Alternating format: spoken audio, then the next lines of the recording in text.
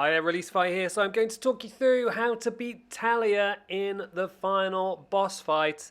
However, I managed to mess up the video footage, which I'm totally gutted about.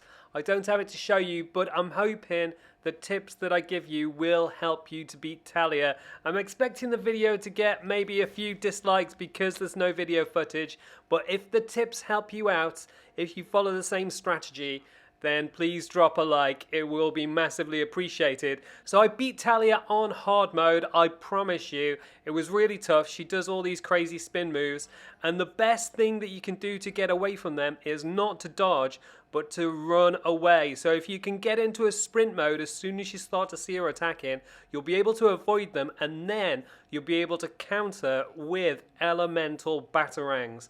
And ideally you want ice elemental damage, and when that builds up she'll freeze in place.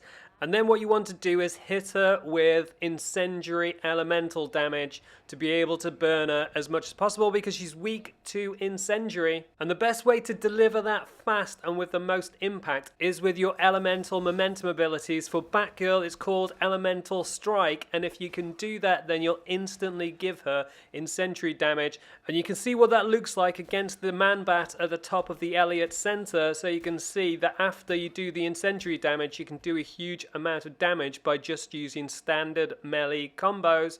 However, all of that will just get you moving forward against Talia because she's such a tank that it takes a lot to be able to break down her health.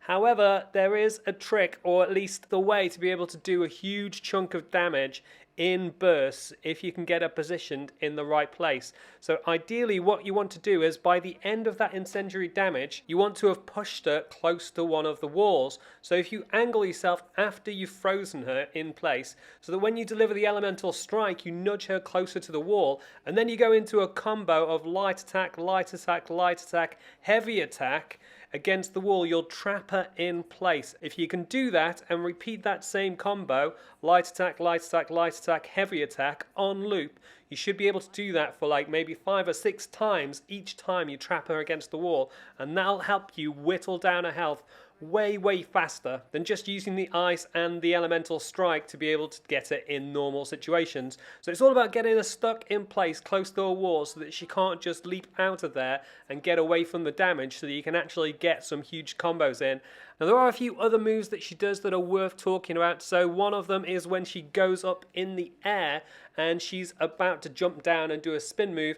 For that one, the best thing to do is to dodge just at the right time, and then as soon as she lands, what you want to do is hit her up with your elemental batarangs to get in the ice damage as much as possible. In fact, you should be doing that when she's in the air as well. So you hit her with the ice elemental in the air, wait for her to come down and dodge out of the way, and then hit her with some more, and that's a perfect opportunity to get a lot of ice elemental build up. Other tips include thinking about using your piercing momentum abilities to be able to take her down while she's trying to attack you. It's a bit fiddly because there's no way to lock onto a target and to be able to track them. They're always coming in from the side and funny angles, so it doesn't always work, but it's a possibility, and normally your character will turn and face them. So for Batgirl that's the Batarang Barrage, but you should be able to find a piercing momentum ability for each of the characters.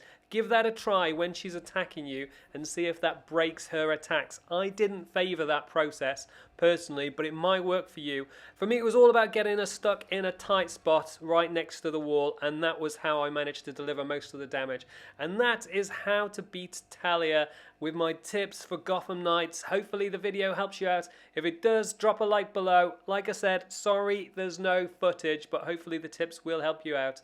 Drop a like if they do. Subscribe with the link on the left hand side, and you can see more of my guide videos for Gotham Knights with the links on the right hand side. Leave any comments. Please don't be too harsh, and I will catch you next time.